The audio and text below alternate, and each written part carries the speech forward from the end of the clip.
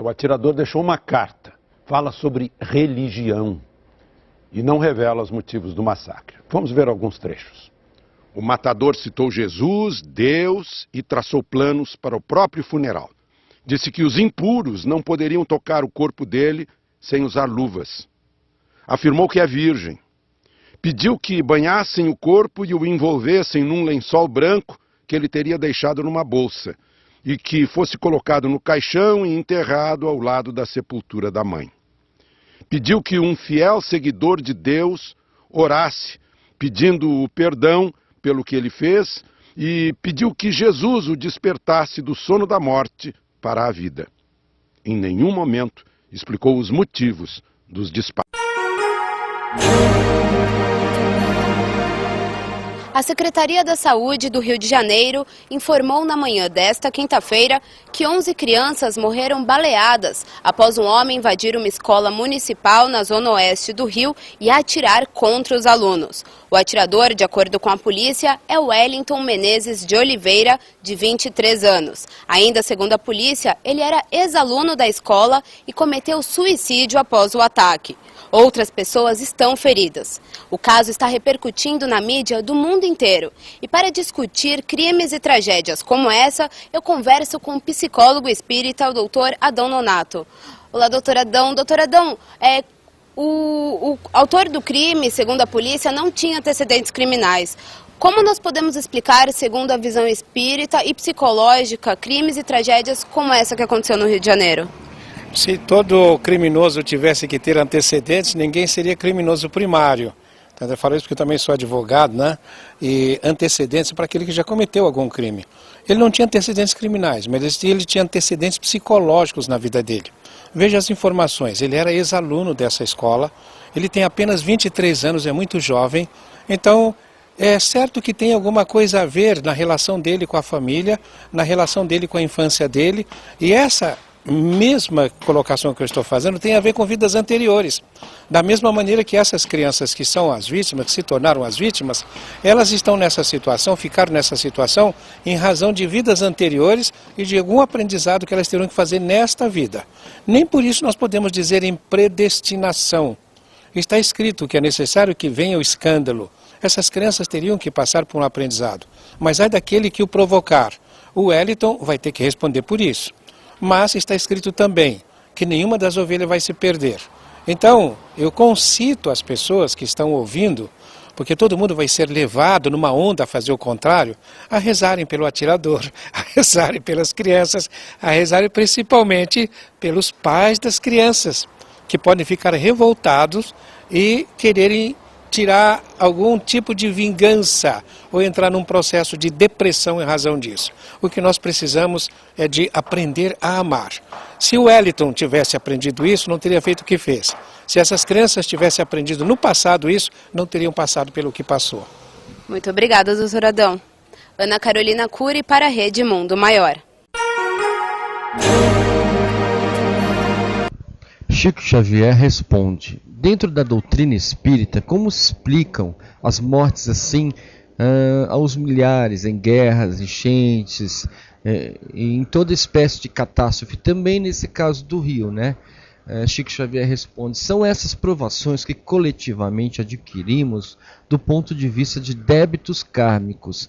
Às vezes empreendemos determinados movimentos destrutivos em desfavor da comunidade ou do indivíduo. Às vezes operamos em grupo, às vezes em vastíssimos grupos, e no tempo devido os princípios kármicos amadurecem e nós resgatamos as nossas dívidas, reunindo-os uns com os outros, quando estamos acumpliciados nas mesmas culpas. Porque a lei de Deus, a lei é de Deus, formada de justiça e misericórdia. Isso quer dizer que no momento certo as pessoas se reúnem no avião que cai, num incêndio de um Joelma, numa escola como essa em que o rapaz foi lá e matou todo mundo, 11 crianças, etc. No Japão, no tsunami, enfim, vai. Matar bandido vai resolver o problema da criminalidade? Presenciou um assassinato praticado por um PM fardado dentro de um cemitério em Ferraz de Vasconcelos, na Grande São Paulo. Essa mulher não se intimidou, não. Ela ligou imediatamente para um 190, telefone da polícia, e denunciou o caso na frente do assassino. Felipe Damel, 5 anos de polícia. Ailton Vital, 18 de profissão. 2 policiais conhecidos na corporação pela boa conduta e pelas prisões em flagrante. Até então, na tarde de 12 de março, um sábado, os 2 contam que faziam ronda na zona leste de São Paulo quando interceptaram um furgão que acabava de ser roubado. Perseguiram o veículo em alta velocidade e dentro de um condomínio residencial trocaram tiros com um motorista. Era de Leone Lacerda de Aquino, de 27 anos, um homem com extensa ficha criminal. Ele morreu a caminho do pronto-socorro. Mas a versão dos policiais não inclui uma passagem por este cemitério. Aqui uma mulher que visitava o túmulo do pai viu quando eles tiraram o bandido do carro e o executaram com um tiro. Na mesma hora, ela ligou para a polícia. Olha, eu estou no cemitério Parque das Palmeiras, aqui em Ferraz de Vasconcelos, e a polícia militar acabou de entrar com uma viatura aqui dentro do cemitério, com uma pessoa dentro do carro, tirou essa pessoa do carro e deu um tiro. A central da PM pergunta se ela consegue ver a placa e o prefixo da viatura policial. Não, eu não vou chegar perto para olhar, eu estou olhando a viatura, mas não dá para ver o prefixo. Só que essa hora do dia, fazer isso, diz que já é normal fazer isso, aqui. Não é normal eu assistir isso. Eu estou no cemitério das Palmeiras, a viatura está parada, está ali. O carro dos policiais parte em direção à saída do cemitério. Espera só um pouquinho que eles vão passar por mim agora. Tudo bem. Espero que não me matem também, né? A placa é DJL0451. O prefixo é 29411. M 29411. O carro para e um dos policiais se aproxima. Eu não sei por que ele está vindo agora. Tem um PM vindo na nossa direção. Mas a mulher não se intimida e enfrenta o policial. Desculpa, senhor. É o senhor que estava naquela viatura? O senhor que acertou o disparo ali?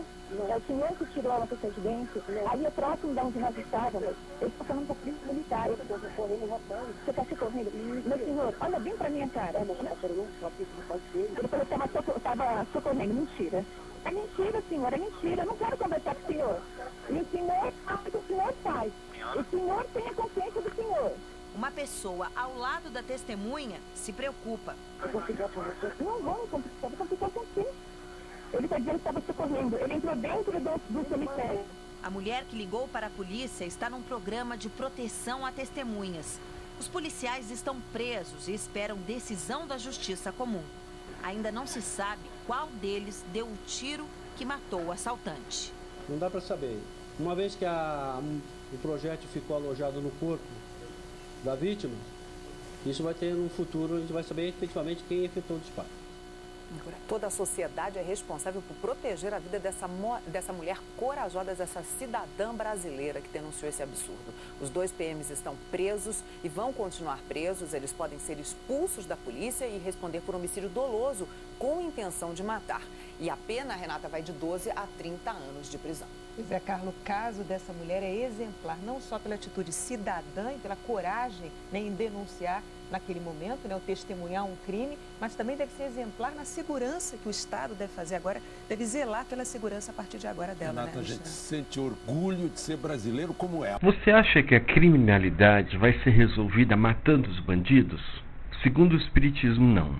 Eles ficam, porque a morte não existe, só o corpo morre, eles ficam do outro lado vinculados aos comparsas, passam ideias e esses bandidos ficam com mais eficiência no seu trabalho de assalto e de crime. Pelo contrário, piora a criminalidade, e muito. Já há muitos anos a polícia, o Esquadrão da Morte, desde os anos 80, eu ouço dizer na televisão do Esquadrão da Morte que matava bandidos. A violência tem diminuído? Não, a violência só tem crescido. Qual a solução para a violência? Não seria o que Chico Xavier disse, transformar as penitenciárias em escolas e universidades? Podemos testar. Veja um caso aqui de uma única coisa que comoveu um assassino frio. Não foi o ódio, nem a agressão, nem a vingança que comoveu ele. A única coisa que pode mudar o coração dele é o amor. Dê uma olhada. Por 20 anos, o assassino de Green River aterrorizou o noroeste, deixando uma trilha de corpos e pouquíssimas pistas. Ele finalmente foi preso em 2001. Em 2003, Gary Ridgway se declarou culpado pela morte de 48 mulheres. And Mr. Ridgway, is it your desire to plead guilty to the 48 charges of aggravated murder in the first degree because you believe that you are guilty of each of those offenses? Yes. Era parte de um acordo polêmico. A vida do assassino em troca da verdade sobre o que havia acontecido com suas vítimas e sobre onde as que ainda estavam desaparecidas poderiam ser encontradas. Mas, para revelar esta verdade, os investigadores teriam que fazer uma jornada sombria, mergulhando na mente de um serial killer.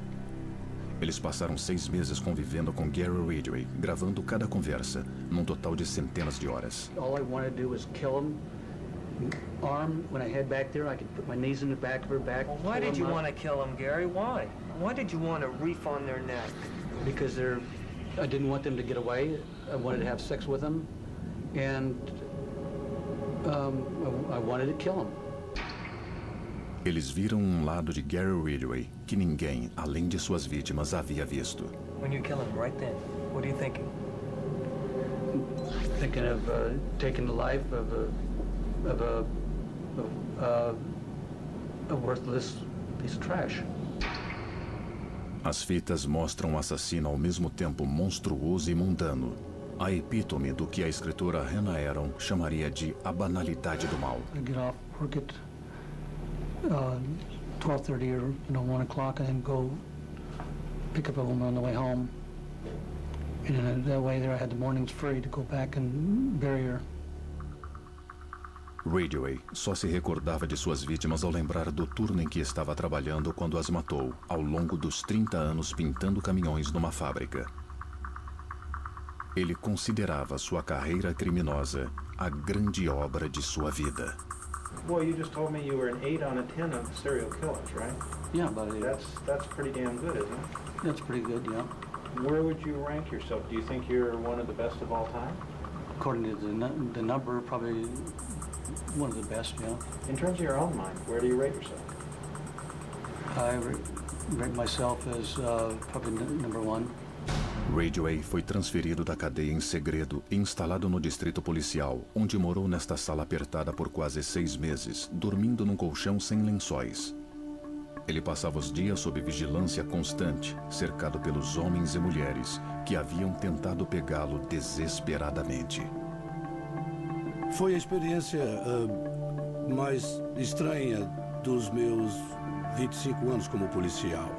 Durante 6 meses, ele me dava bom dia e boa noite toda vez que eu entrava no meu escritório. Foi muito estranho para todos nós. Diariamente, Ridgway sentava-se em frente a uma câmera e respondia a várias perguntas.